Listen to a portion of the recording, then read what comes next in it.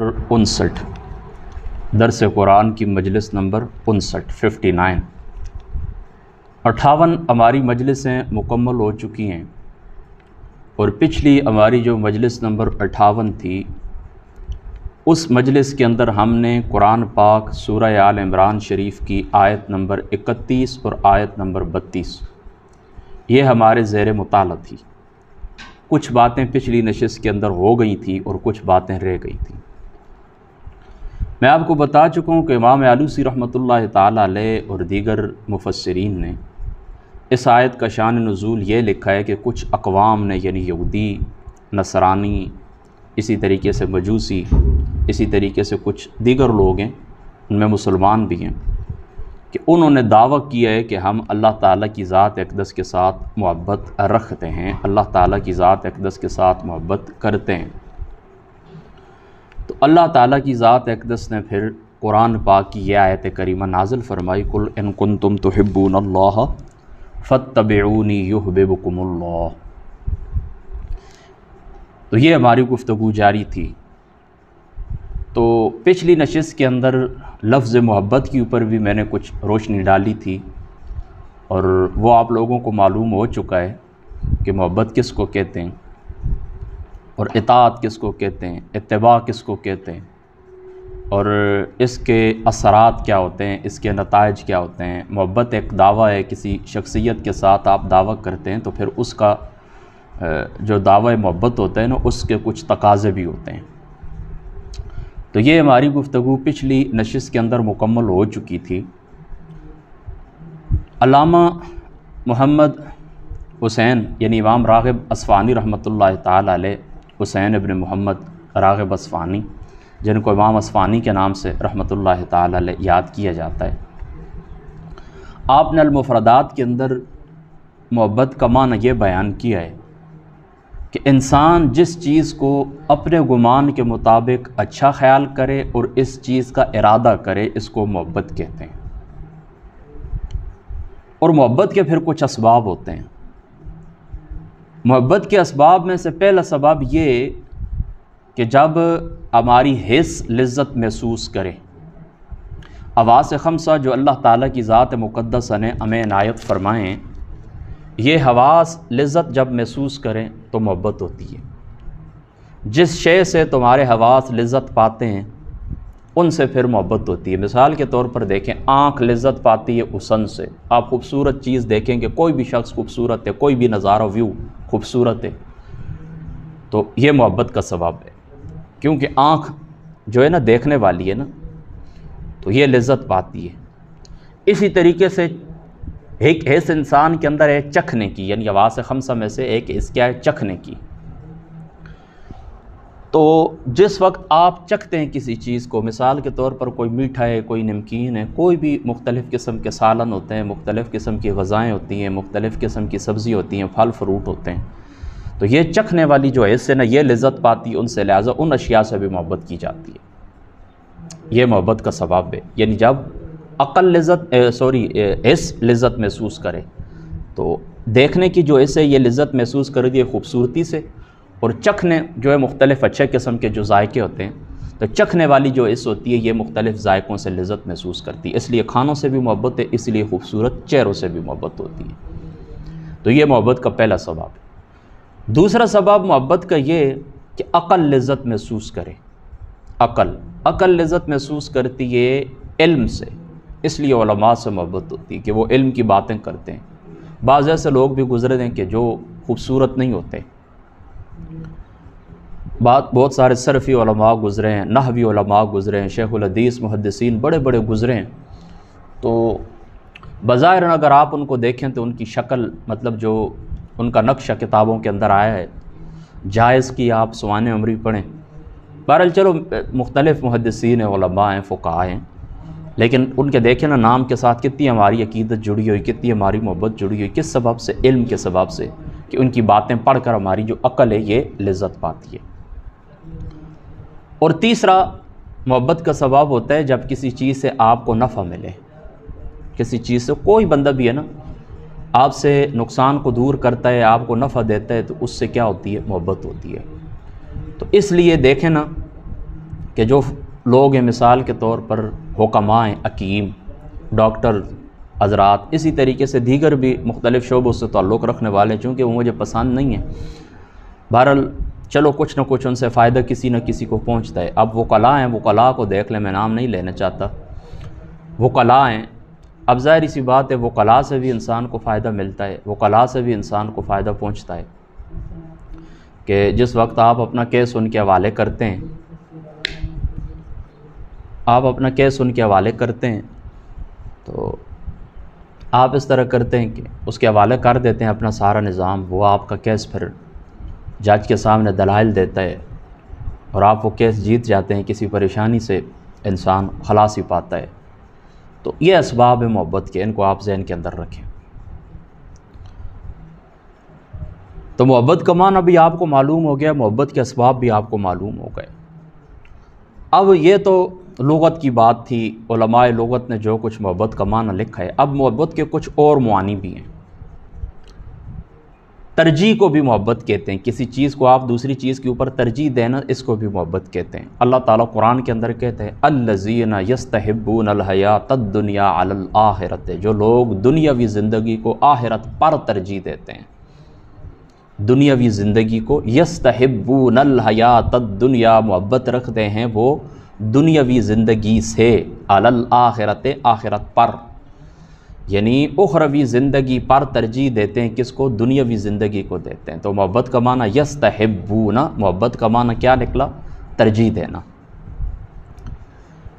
اب پچھلی نشست کے اندر بھی یہ بات ہو چکی تھی، پھر میں بات کر دیتا ہوں کہ اللہ تعالیٰ جو بندے سے محبت کرتا ہے، اس کا معنی یہ ہوتا ہے کہ اللہ تعالیٰ اس بندے کے اوپر اپنا انعام اور اکرام کرتا ہے، اللہ تعالیٰ اس بندے کے اوپر اپنا انعام اور اکرام فرماتا ہے اور اس کو اپنی رحمت سے نوازتا ہے اور اس بندے کی اللہ تعالیٰ مغفرت فرماتا ہے۔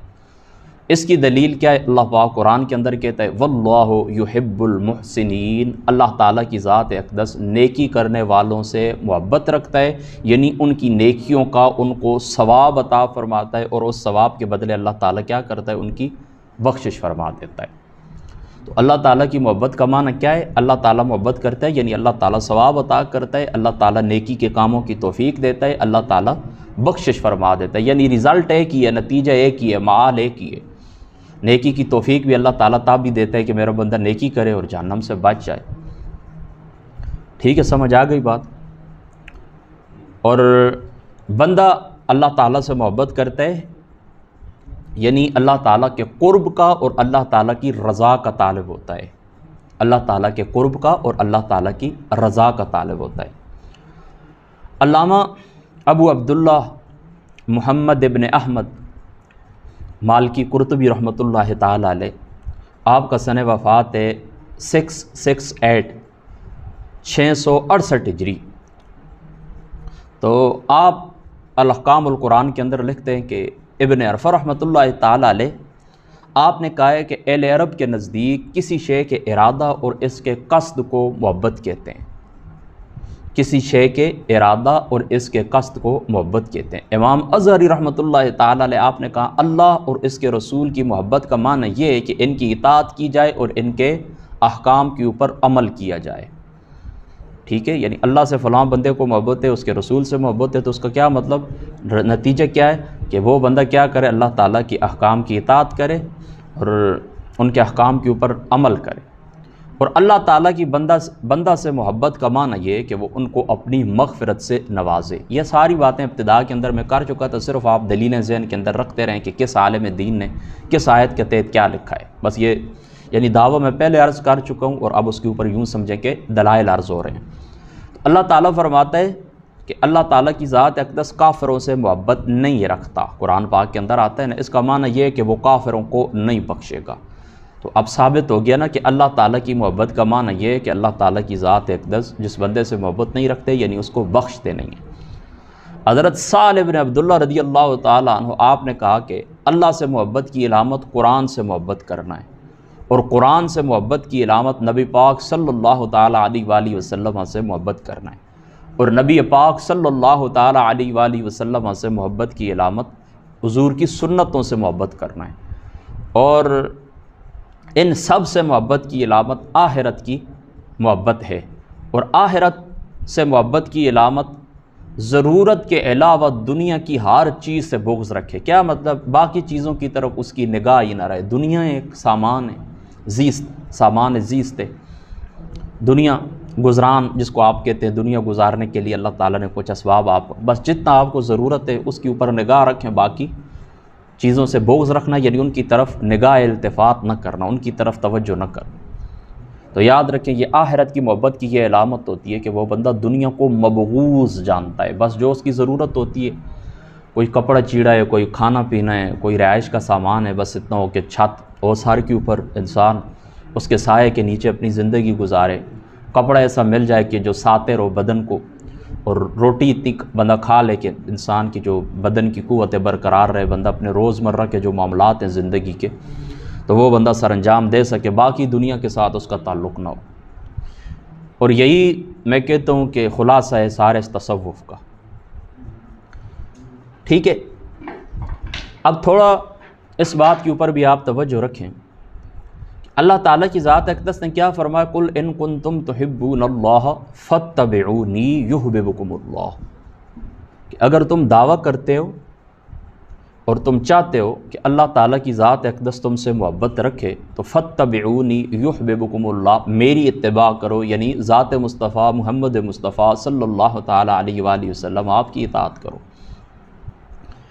تو یہ چیز اللہ تعالیٰ کے قرب کا ذریعہ ہے، اطاعت مصطفیٰ، یعنی اللہ تعالیٰ سے محبت کا معنی آپ سمجھ چکے ہیں نا کہ وہ بندہ اللہ تعالیٰ کی رضا کا اور اللہ تعالیٰ کے قرب کا طالب ہوتا ہے، اللہ تعالیٰ کی رضا کا اور اللہ تعالیٰ کے قرب کا طالب ہوتا ہے۔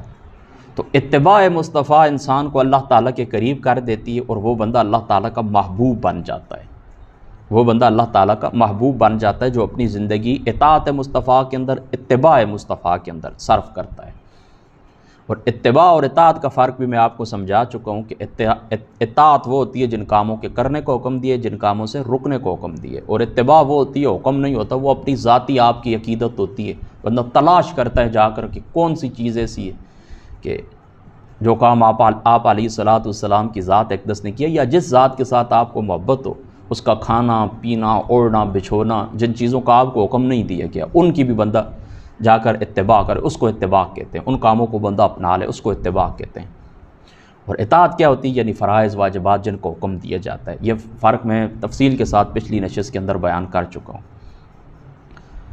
تو اب یہ جو حضور محمد مصطفیٰ کی اتباع ہے نا، تو حضور محمد مصطفیٰ صلی اللہ تعالیٰ علیہ وآلہ وسلم آپ نے ہی ہمیں کچھ افعال بھی سکھائے ہیں، ہمیں کچھ اعمال بھی سکھائے ہیں، اور ان اعمال کا اللہ تعالیٰ نے قرآن کے اندر ذکر بھی کیا ہے، ان افعال کا ذکر بھی کیا ہے، اور آقا علیہ الصلوۃ والسلام کی ذات اقدس نے خود بھی وہ بیان فرمائے ہیں، وہ اعمال وہ افعال جو بندے کو اللہ تعالیٰ کے قریب کر دیتے ہیں، جو اعمال وہ افعال جو اللہ تعالیٰ کے قریب کر دیتے ہیں۔ اب اتباع کا حکم ہے نا، حضور کی اتباع کا حکم ہے، اور اطاعت کا حکم بھی ہے، اتباع بھی کریں اطاعت بھی کریں۔ تو اب دیکھیں کہ اللہ تعالیٰ کی ذات اقدس نے اور اس کے رسول پاک نے ہمیں کیا حکم دیا ہے کہ کون سے ایسے افعال ہیں کہ جو انسان بندہ بجا لائے تو بندہ اللہ تعالیٰ کا محبوب بن جاتا ہے۔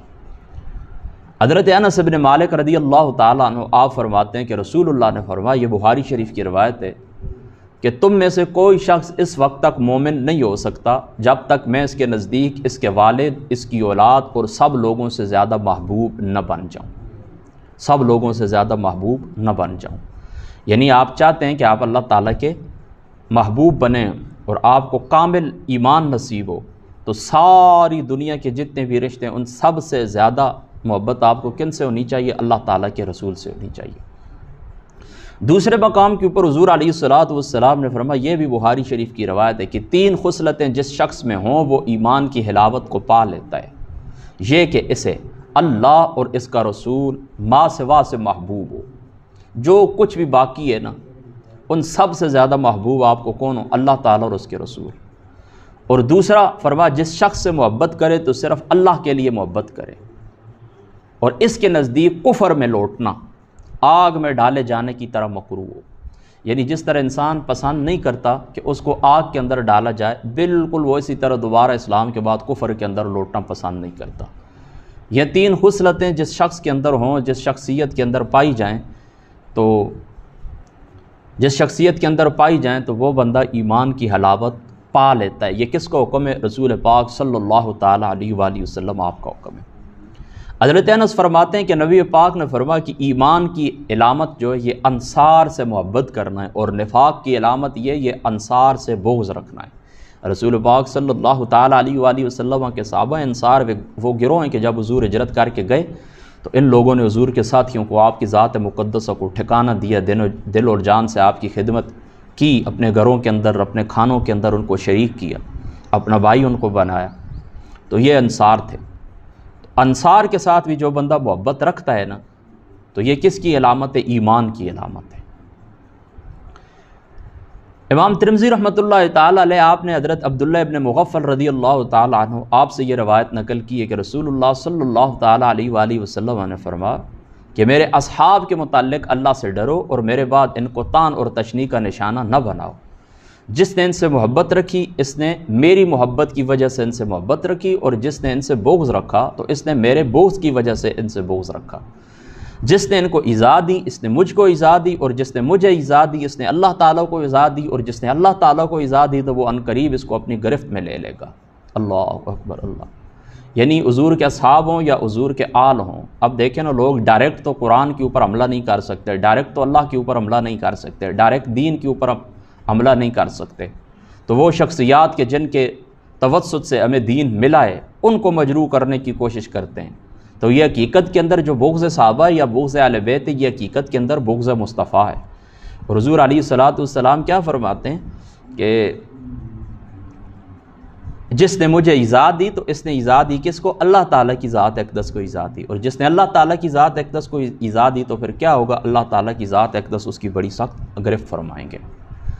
اسی طریقے سے امام ابن ماجہ رحمۃ اللہ تعالیٰ علیہ آپ کا سن وفات 273 ہجری ہے، اور 279 ہجری امام ابو عیسیٰ ترمذی رحمۃ اللہ تعالیٰ علیہ آپ کا سن وصال ہے۔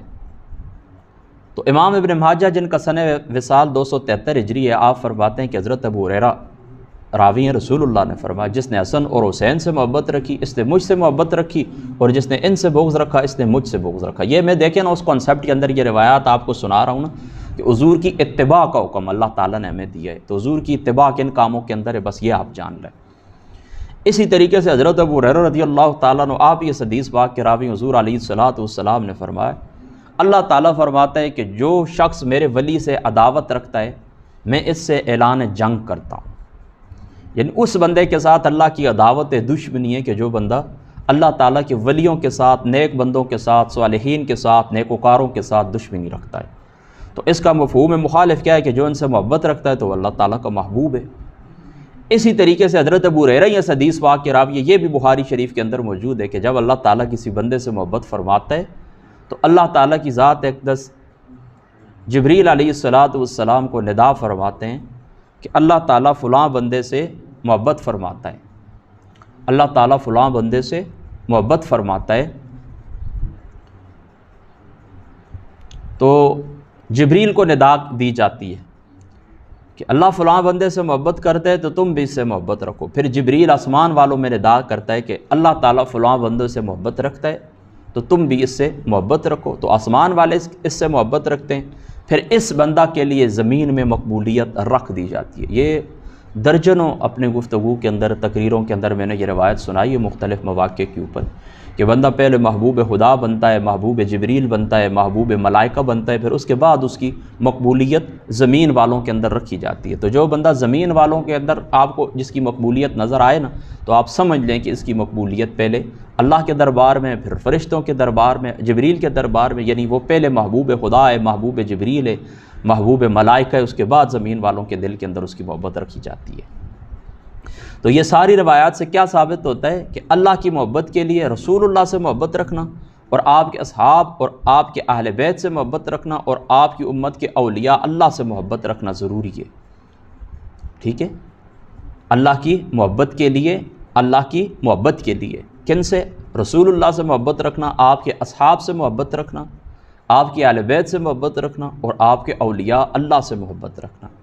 تو جو ان نفوس قدسیہ سے یعنی انبیاء سے، اولیاء سے، اصحاب سے، حضور کی آل سے محبت نہیں رکھتا وہ اللہ تعالیٰ کی محبت سے کیا ہوتا ہے؟ محروم ہوتا ہے۔ اللہ اکبر۔ تو اس آیت میں اللہ تعالیٰ کی ذات اقدس نے یہ فرمایا ہے کہ رسول اللہ کی اتباع کرنے والوں کو اللہ تعالیٰ اپنا محبوب بنا لیتا ہے۔ قل ان کنتم تحبون اللہ فاتبعونی یحببکم اللہ۔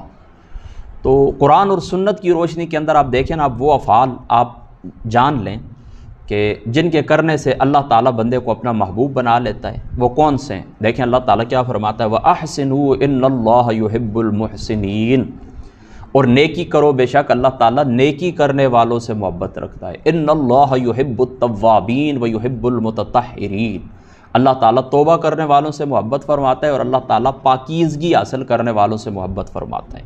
فَإِنَّ اللَّهَ يُحِبُّ الْمُتَّقِينَ، اللہ تعالیٰ متقین سے محبت فرماتا ہے۔ وَاللَّهُ يُحِبُّ الصَّابِرِينَ، اللہ تعالیٰ صابرین سے محبت فرماتا ہے۔ إِنَّ اللَّهَ يُحِبُّ الْمُتَوَكِّلِينَ، اللہ تعالیٰ توکل کرنے والوں کے ساتھ محبت فرماتا ہے۔ إِنَّ اللَّهَ يُحِبُّ الَّذِينَ يُقَاتِلُونَ فِي سَبِيلِهِ صَفًّا كَأَنَّهُمْ بُنْيَانٌ مَرْصُوصٌ، بے شک اللہ تعالیٰ محبت فرماتا ہے جو سیسا پلائی ہوئی دیوار کی طرح صف بستہ کھڑے ہو کر اللہ کے راستے کے اندر لڑتے ہیں۔ اسی طریقے سے امام بخاری رحمۃ اللہ تعالی علیہ، آپ کا سن وفات 256 ہجری ہے، آپ نے اس حدیث پاک کو صحیح بخاری کے اندر نقل کیا ہے کہ حضرت ابو ہریرہ فرماتے ہیں رسول اللہ نے فرمایا کہ اللہ فرماتا ہے کہ جو شخص میرے ولی سے عداوت رکھتا ہے میں اس سے اعلان جنگ کرتا ہوں۔ جن چیزوں سے بندہ میرا تقرب حاصل کرتا ہے ان سے بڑھ کر اور کوئی چیز نہیں ہے جن کو میں نے ان پر فرض کیا، یعنی فرائض کے ذریعے بندہ جن چیزوں کے ذریعے میرا تقرب حاصل کرتا ہے ان میں سب سے زیادہ بڑے ہوئے اور سب سے زیادہ اہمیت والے اور سب سے زیادہ اولین ترجیح کس کو حاصل ہے؟ فرائض کو۔ اور بندہ نوافل کے ساتھ ہمیشہ میرا قرب حاصل کرتا رہتا ہے، حتیٰ کہ میں اس کو اپنا محبوب بنا لیتا ہوں، پھر میں اس کے کان ہو جاتا ہوں جن سے وہ سنتا ہے، اور ان کی آنکھ ہو جاتا ہوں جن سے وہ دیکھتا ہے، اور اس کے ہاتھ ہو جاتا ہوں جس سے وہ پکڑتا ہے، اور اس کے پیر ہو جاتا ہوں جس سے وہ چلتا ہے۔ اگر وہ مجھ سے سوال کرے تو میں اس کو ضرور دیتا ہوں، اگر وہ مجھ سے پناہ طلب کرے تو میں اس کو ضرور پناہ دیتا ہوں۔ میں کسی کام کے کرنے میں اتنی تاخیر نہیں کرتا جتنی بندہ مومن کی روح قبض کرنے میں تاخیر کرتا ہوں۔ وہ موت کو ناپسند کرتا ہے اور میں اسے رنجیدہ نہیں ہونے دیتا۔ ہاں، جو بندہ پھر کیا ہے نوافل کے ذریعے اللہ تعالیٰ کا قرب حاصل کرتا ہے نا، تو پھر امر کن کی طاقت اللہ تعالیٰ اس کو عطا فرما دیتے ہیں، اللہ تعالیٰ اس کے ہاتھ آنکھیں بن جاتا ہے، یعنی پھر وہ قرب اور دوری کچھ چیز رہتی نہیں ہے۔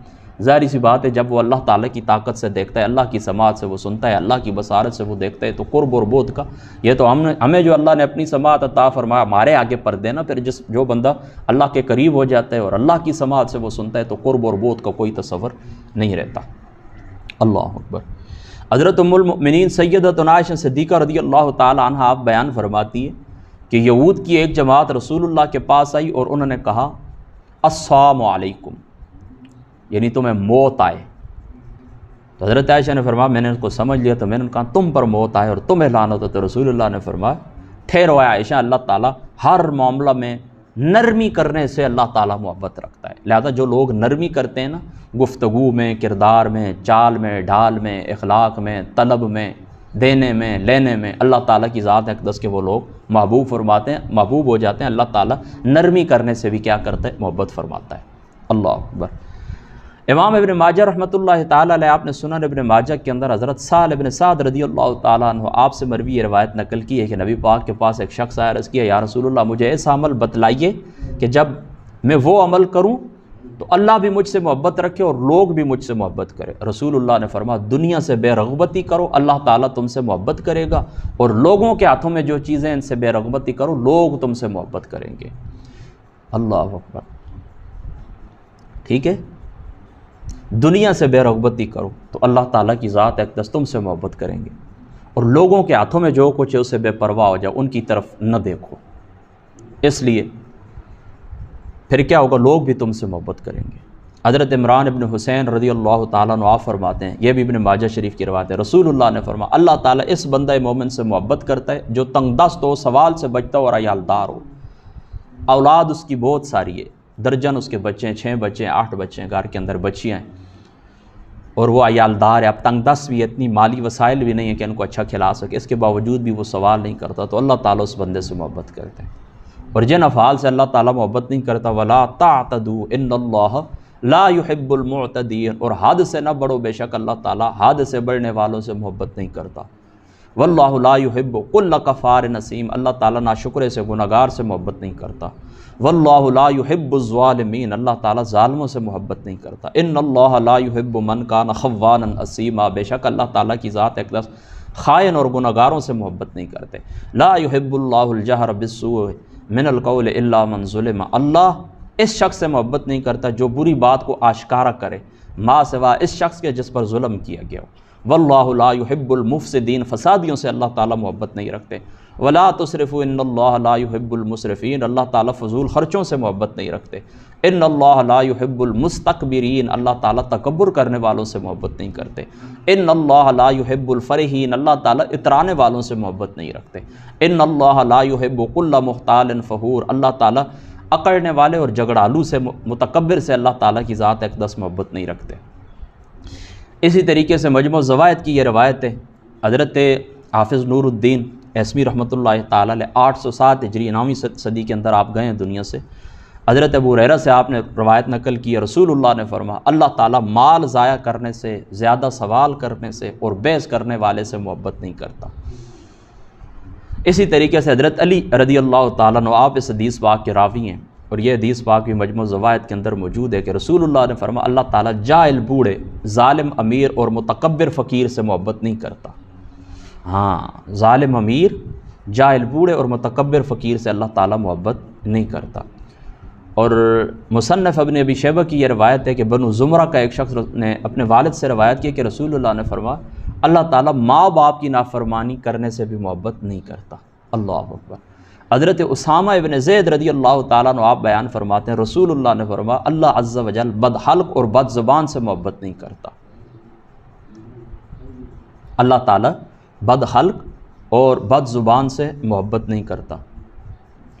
تو یہاں پر پہنچ کر آپ کو یہ باتیں ساری معلوم ہو گئی ہیں کہ اللہ تعالیٰ کی جو ذات مقدس ہے، اللہ تعالیٰ کی ذات اقدس کن لوگوں سے محبت کرتے ہیں اور کن لوگوں سے محبت نہیں رکھتے۔ اب وہ اس آیت کے ضمن کے اندر وہ افعال، وہ اعمال جو اللہ نے بیان کیے، رسول اللہ نے بیان کیے، وہ بھی آپ کو معلوم ہو گئے کہ اللہ تعالیٰ کی ذات اقدس کن کاموں سے محبت رکھتے ہیں اور کن کاموں سے محبت نہیں رکھتے۔ تو یہاں پر پہنچ کر ہمارا مطالعہ مکمل ہو گیا ہے۔